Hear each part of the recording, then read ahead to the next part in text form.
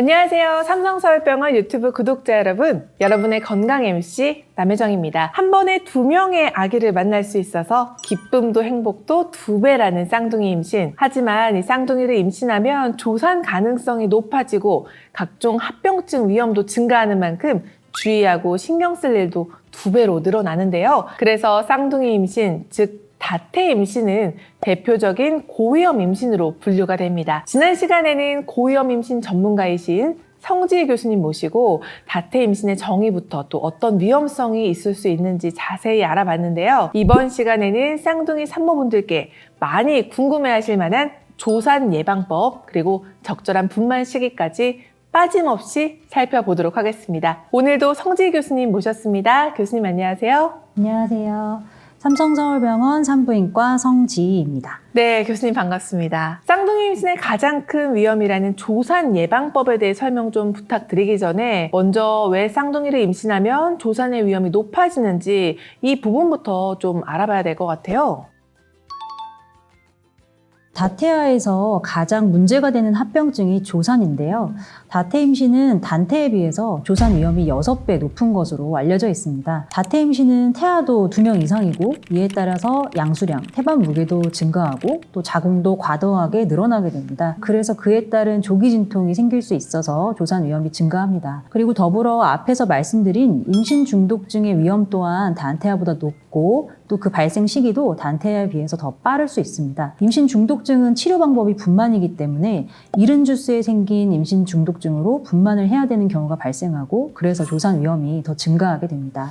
아, 그렇군요. 그러면은 이 조산을 몇 주부터 조산이라고 좀 할 수가 있을까요? 네, 우리가 알고 있는 출산 예정일이 40주 0일 되는 날입니다. 그런데 만삭은 37주 0일부터고요. 그래서 이 37주 미만에 출산하면 조산으로 정의를 합니다. 단태아가 37주 이전에 태어날 확률은 8.2%인데 반해서 쌍둥이는 60.3%, 또 3태아는 98.3%입니다. 그리고 태아 폐성숙이 완료된다고 생각하는 34주 이전에 태어날 확률은 단태아는 2.1%, 쌍둥이는 19.5%, 그리고 3태아는 무려 63.1%로 보고되고 있습니다. 조산을 하면 미숙아가 태어나고 아직 여러 장기가 미성숙한 상태인 미숙아들에게는 여러 가지 합병증이 발생할 수 있는 거죠. 아, 그렇군요. 이 소중하게 품고 있다가 낳은 아기가 조산으로 인해서 미숙아로 태어난다면 정말 부모님 마음이 말이 아닐 것 같습니다. 예측하거나 예방할 수 있는 방법은 따로 없나요?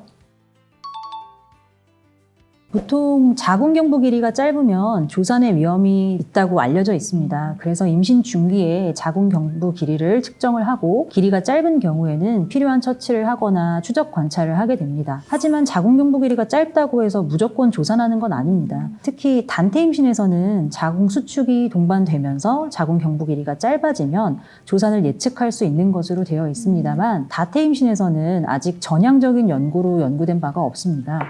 그래서 쌍둥이라는 이유만으로 자궁 경부를 묶는 봉축술을 한다든지 입원을 하고 무조건 절대 안정을 한다든지 예방적으로 자궁 수축 억제제를 사용하는 것은 권고하지 않습니다. 그렇군요. 조산 예방 차원에서 말씀해주신 수술을 좀 받는 분들도 계신가요? 의학적인 근거가 있는 경우에는 수술이 필요하기 때문에 할 수 있습니다. 그렇지만 단순히 쌍둥이라는 이유만으로 또는 자궁경부 길이가 약간 짧아졌다는 사실만으로 어떤 근거 없이 자궁경부 봉축술을 받는 것은 지양해야 합니다.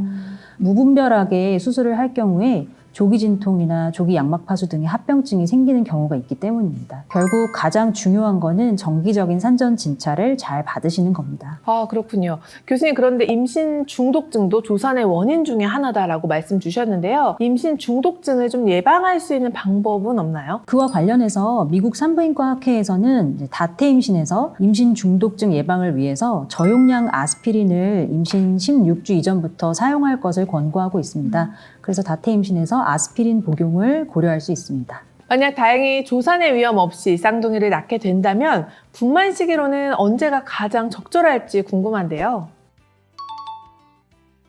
단태아는 이제 분만 예정일인 40주 또는 그 이후까지 진통을 기다려도 괜찮습니다. 그렇지만 쌍둥이는 그거보다 좀 더 이른 주수부터 주산기 사망률이 증가하는 것으로 알려져 있어서 합병증이 없는 이육모막 이양막 쌍둥이는 38주, 합병증이 없는 단일육모막 이양막 쌍둥이는 34에서 37주에 분만하는 것을 권고하고 있습니다. 만약 단일육모막 단일양막 쌍둥이고 합병증이 없다면 32에서 34주 분만을 권고합니다. 가끔 쌍둥이 싸주가 좋다고 37주 이전의 날짜에 수술을 하고 싶다는 분들이 계시는데요. 일부러 조산을 하는 것은 절대 권하지 않습니다. 아, 그렇군요. 그러면 쌍둥이는 분만할 때 수술로 하는 게 좀 좋을까요? 무조건 수술을 할 필요는 없습니다. 이제 두 태아 모두 머리가 자궁 경부 쪽을 향하고 있다면 자연 분만도 가능합니다. 하지만 이제 단일 육모막, 단일 양막 쌍둥이는 두 아이 사이를 분리해주는 양막이 없어서 탯줄이 꼬이는 사고가 생길 수 있기 때문에 수술로 분만하는 것이 안전합니다. 아, 그렇군요. 지금까지 교수님 설명을 들어보니까 다태 임신은 아기를 낳는 순간까지 정말 여러 부분에 걸쳐서 신경도 쓰고 주의가 좀 필요한 것 같습니다. 임신 기간 중에 단태 임신에 비해서 특별히 더 챙겨야 할 것도 있을까요?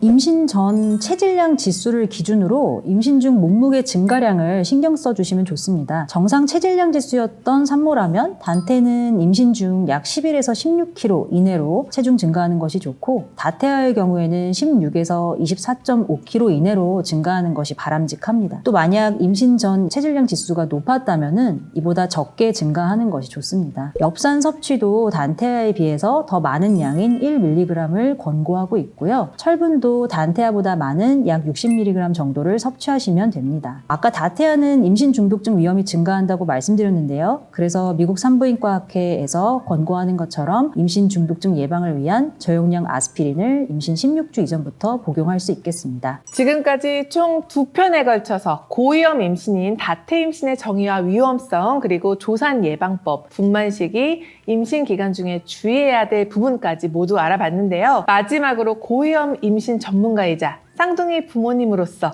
쌍둥이를 임신 중인 산모분들께 좀 당부를 한마디 부탁드릴게요. 쌍둥이 임신 중이신 산모님들 몸이 엄청 힘드시죠? 저도 쌍둥이 엄마여서 그 심정을 잘 알고 있습니다. 본인이 단태 임신보다 조산, 고혈압, 산후출혈 등의 위험이 높다는 것을 잘 인지하고, 특히 단일 육모막 쌍태아를 임신하신 경우에는 추가적으로 생길 수 있는 합병증이 더 많다는 것을 알고 정기적인 산전 진찰을 잘 받으신다면 건강하게 출산하실 수 있습니다. 그리고 조산에 대한 걱정 때문에 근거 없는 수술이나 치료를 미리 받을 필요는 절대 없다는 것도 알아두셨으면 합니다. 네, 단태 임신에 비해서 주의해야 될 부분이 있는 것은 맞지만 정기적인 검사로 충분히 건강하게 출산할 수 있다는 말씀 해주셨습니다. 세상의 모든 예비 쌍둥이 부모님께서 무사히 예쁜 아기들을 만날 수 있기를 응원하면서 오늘 이 시간을 마무리해보겠습니다. 삼성서울병원 구독자 여러분들이 모두 건강해지는 그날까지 건강 인사이트!